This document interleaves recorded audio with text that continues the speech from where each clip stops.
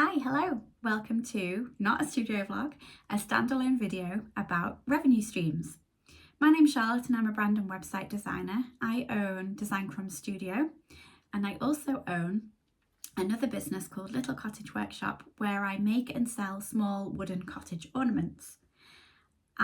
This video has come about from a conversation I had with my mum last week about diversifying my revenue streams. And I came up with like a master list of ideas that either are relevant to me now or might be in the future. And I thought I might share them with you and they might help you as a small creative business owner diversify your revenue incomes as well. So let's go. The first one is a shop on your own website. If you have a shop on your own website, it means you can control inventory, process times, how everything looks, works, feels, and it means you can kind of manage everything. It's all on your terms.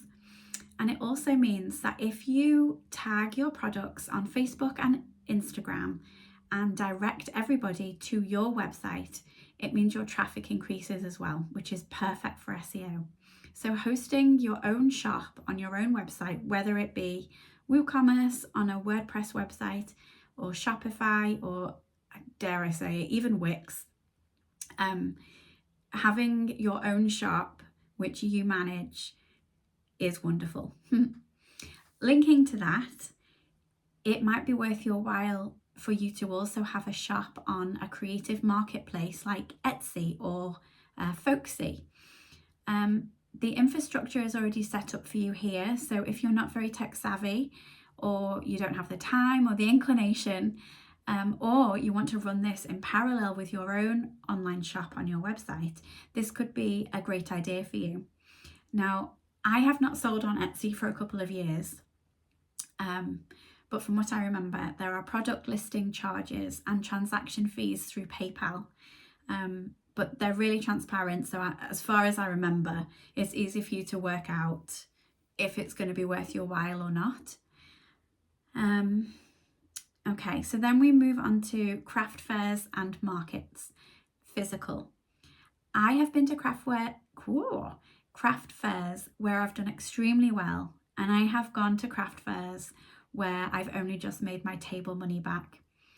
And whilst it's so disheartening to feel like you haven't done very well, I think what we must remember is that by being there, your physical presence, you're getting your brand name out there. You're reaching an audience who you wouldn't ordinarily meet through social media or your website even. You're getting eyes on your products that you wouldn't have before. So I feel like that in itself needs to be remembered. And just because someone hasn't placed an order or made a sale with you on the day doesn't mean they won't go home and have a little look-see on your shop when they get 5 minutes. Or perhaps they take a leaflet and they pass it on to a friend who they think might like your products. So I feel like you need to bear these things in mind. We need to bear these things in mind because it's easy to feel so disappointed. But essentially you're marketing your business while you're there as well as trying to sell products. So I feel like craft fairs and markets are a really positive thing. Hand in hand with that, e-markets. This is something I would like to research more. I know they exist, but I don't know how they work. I don't know how to participate in them. I don't know where you find them. So that is something on my to-do list to research, e-markets. I think that would be a great idea. I know that markets on Instagram are hosted.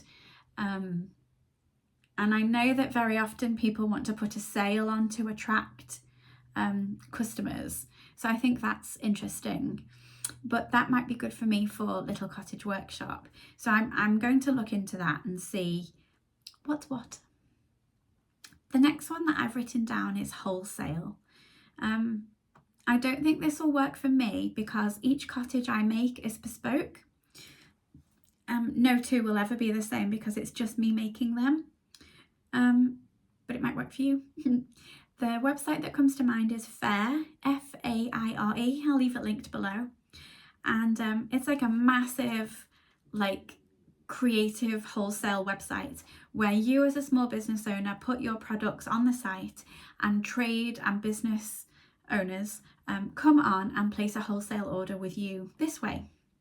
So I think that could be a great idea and a great source of revenue if you wanted to diversify.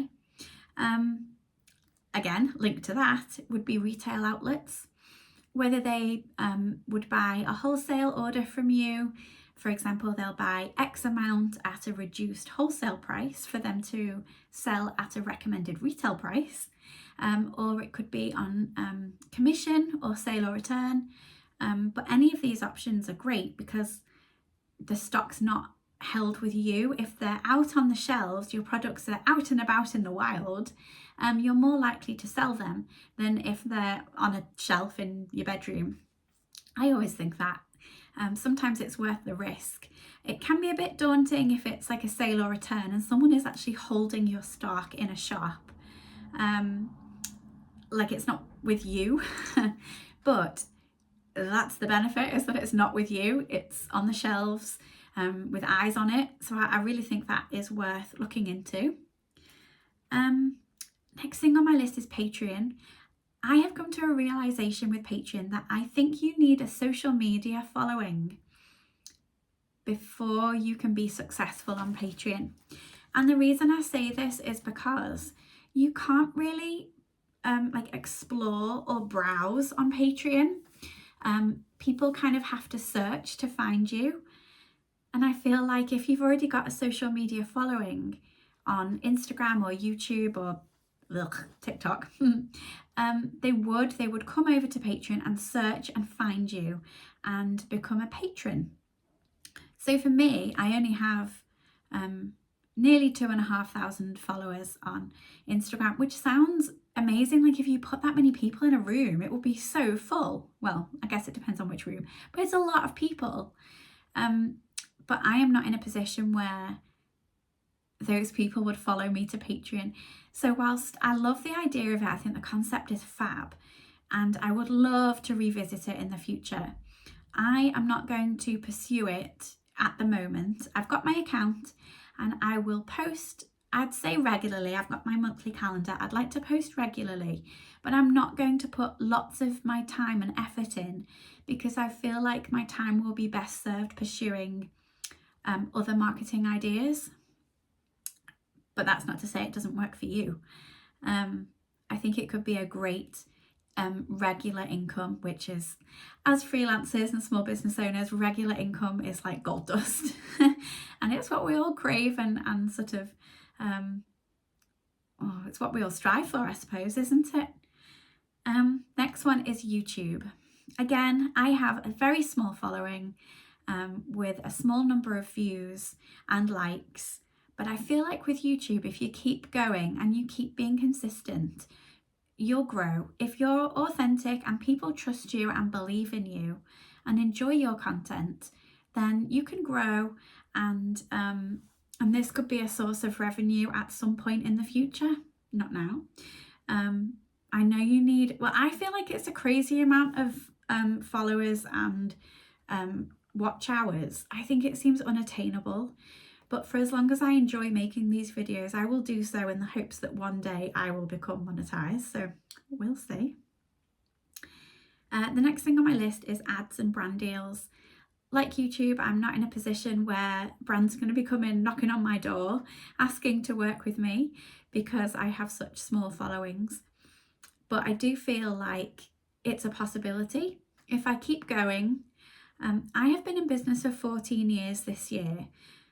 And it sounds like an awful long time to be where I am. I would have thought or hoped that I would have had massive followings. But when you take a break for a baby or you become employed and don't have the time to spend on your own business, things stall and it's kind of hard to get back up again. And when you work on your own, sometimes you do feel a little bit lost. and you change direction, and I feel like you can't give yourself a hard time. I've been in business for 14 years and I've only got 2,500 followers on Instagram.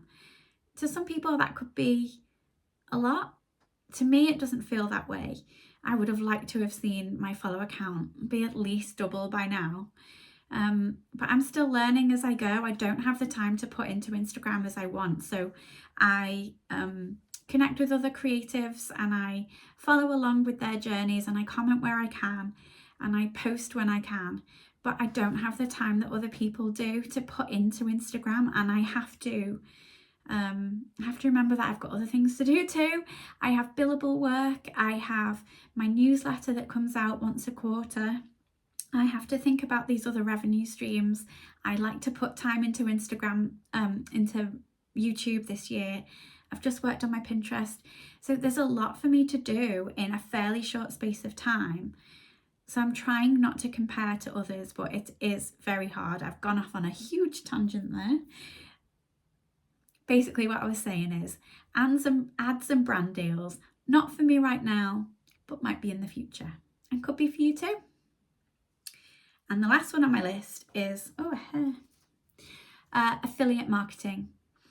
I feel like it can't be that tricky. There are loads of people who do it. If you just look at a YouTube video, you see a bunch of asterisks on the description, and that must be, I say must be, it's all detailed, isn't it? It has to be.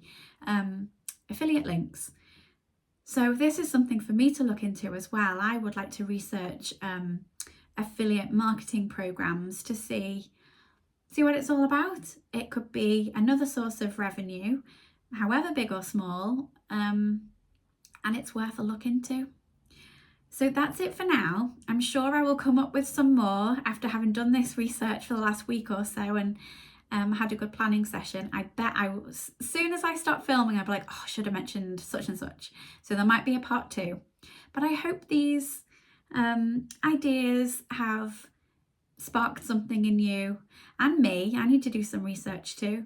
If you have got any other ideas, please leave them in the comments below and we can all help each other. So leave me a comment if you found this helpful, or as I said, if you've got another idea for yourself or for other creatives, and we'll get a little conversation going in the comments. But for now, I'll see you later.